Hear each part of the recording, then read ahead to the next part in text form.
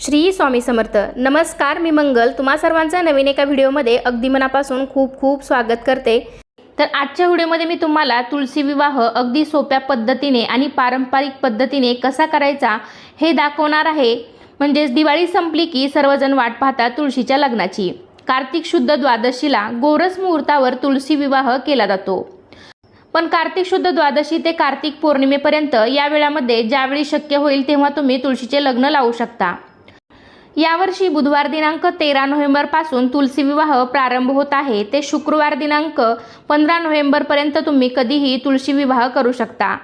तुळशी विवाहाचा शुभ मुहूर्त सांगायचा झाला तर वैदिक पंचांगानुसार यंदा कार्तिक शुक्ल द्वादशी तिथी 12 नोव्हेंबर रोजी दुपारी 4:04 सुरू होणार आहे. तर ती दुसऱ्या दिवशी 13 नोव्हेंबर रोजी दुपारी 1:01 संपणार आहे. तर उदय तिथीनुसार तुम्ही 13 नोव्हेंबर रोजी तुळशी विवाह साजरा करायचा आहे. या दिवशी तुळशीला घरातील ज्येष्ठ कन्या समजून तिचा विवाह श्रीकृष्ण किंवा शालिग्रामशी लावला जातो. आणि आपल्याकडील प्रथेप्रमाणे एकदा का तुळशीचा विवाह संपन्न झाला की मग इतर विवाहांच्या मुहूर्तांच्या तिथीसुद्धा निघायला सुरुवात होते. तुळशी विवाह हा सायंकाळी केला जातो. तुळशी विवाह केल्याने कन्यादानाचे पुण्य प्राप्त होते अशी मान्यता आहे. तसेच तुळशीचा विवाह केल्याने भगवान विष्णू आणि माता लक्ष्मी देखील प्रसन्न होते.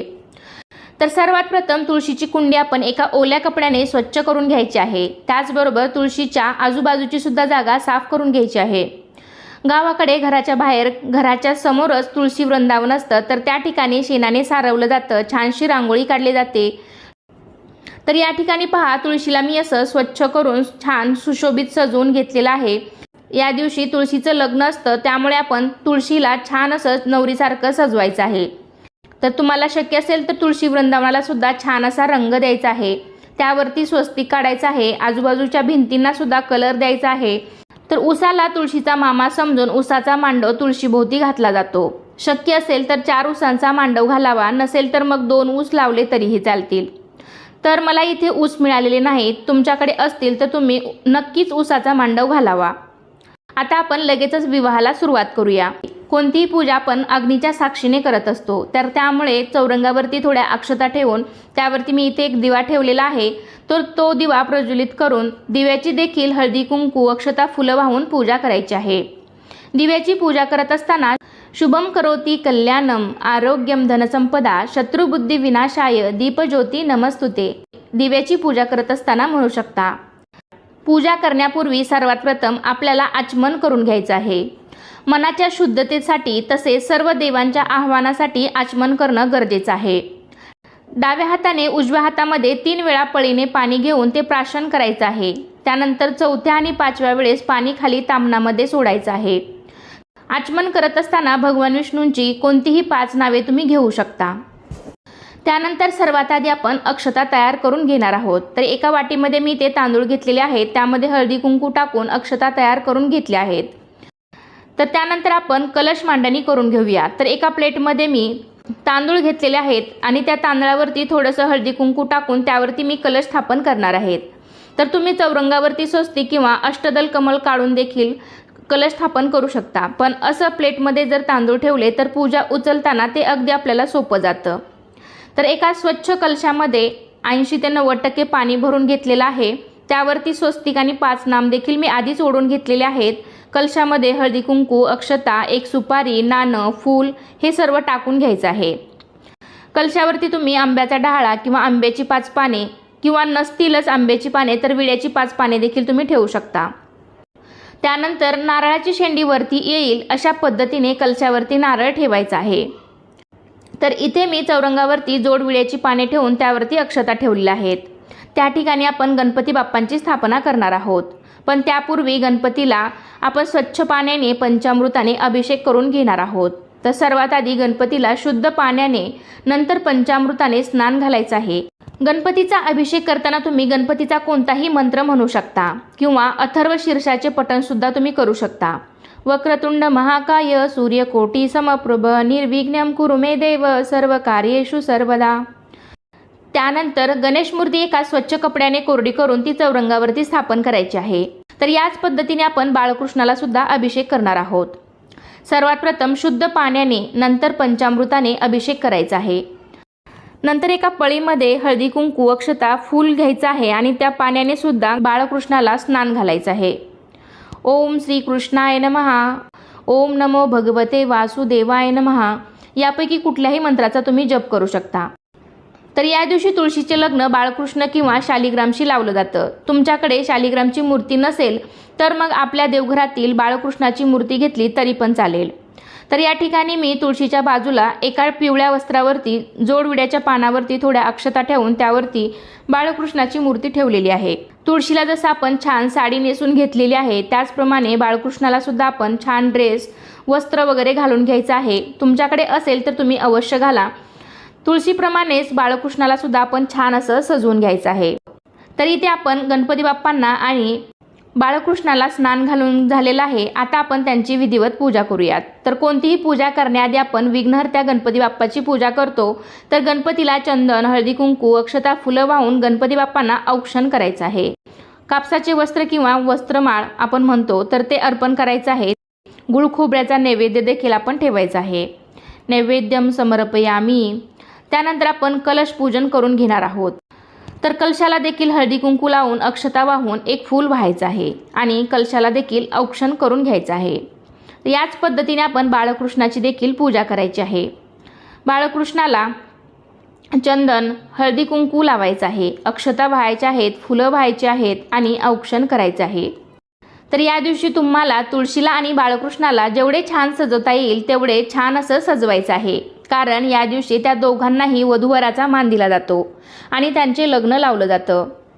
तर याच पद्धतीने आपण तुळशीची सुद्धा षडोपचारपणे पूजा करून घेणार आहोत। तुळशीमध्ये सुद्धा चमचाभर शुद्ध पाणी, चमचाभर पंचामृत आणि त्यानंतर एक पळी पाण्यामध्ये हळदी कुंकू, अक्षता, फूल टाकून तुळशीला पाणी व्हायचं आहे आणि पुन्हा तुळशीमध्ये शुद्ध पाणी टाकायचं आहे किंवा याऐवजी तुम्ही फुलाने सुद्धा पाणी आणि पंचामृत शिंपडलं तरीही चालेल। त्यानंतर तुळशीला आपण सौभाग्य अलंकार घालून घ्यायचे आहेत। तर या ठिकाणी माझ्याकडे अशा हिरव्या बांगड्या आहेत तर आपण तुळशीला त्या घालून घ्यायच्या आहेत किंवा मग असं तुळशी विवाहासाठी लागणारे साहित्य या दिवसामध्ये तुम्हाला बाजारामध्ये सहज मिळून जातं तर ते सुद्धा तुम्ही आणू शकता।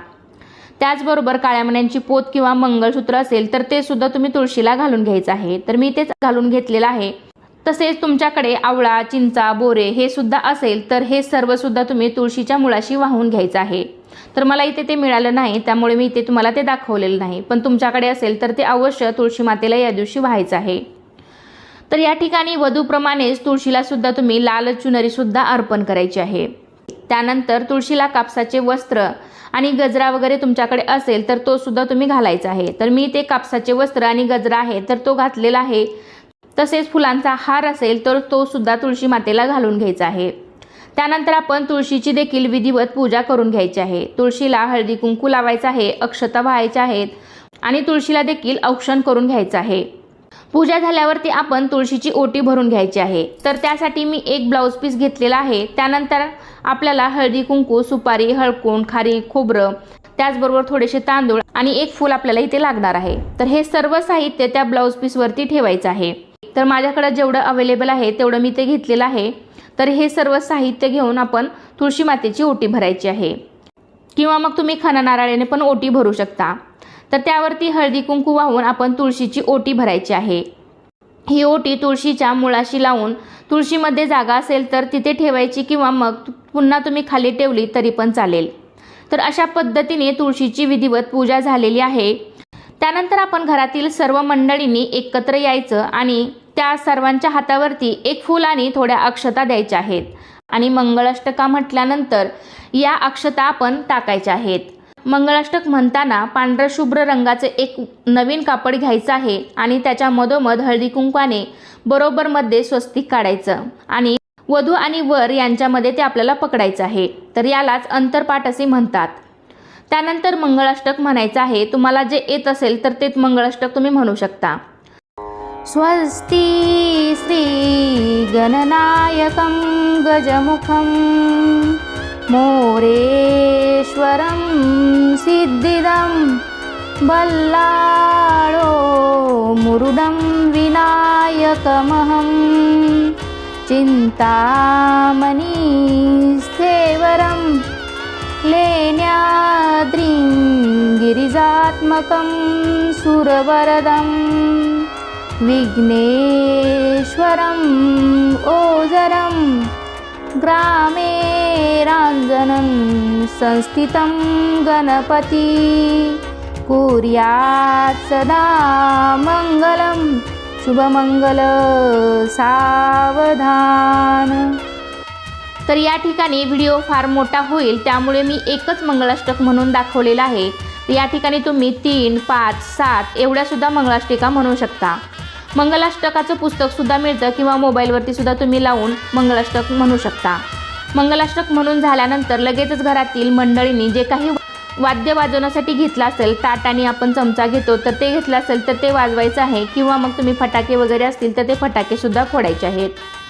आणि सर्व झाल्यानंतर मग तुम्ही तुळशीसाठी जो कोणताही नैवेद्य घेतला असेल तर तो नैवेद्य दाखवायचा आहे। तर इथे मी फळे आणि फराळ असा नैवेद्य घेतलेला आहे। तर अनेक जण या दिवशी खास तुळशीच्या लग्नासाठी वेगळ्या अशा करंज्या किंवा एखादा गोडाचा फराळाचा पदार्थ बनवतात, तर तो सुद्धा तुम्ही या दिवशी बनवून त्याचा पण नैवेद्य दाखवू शकता।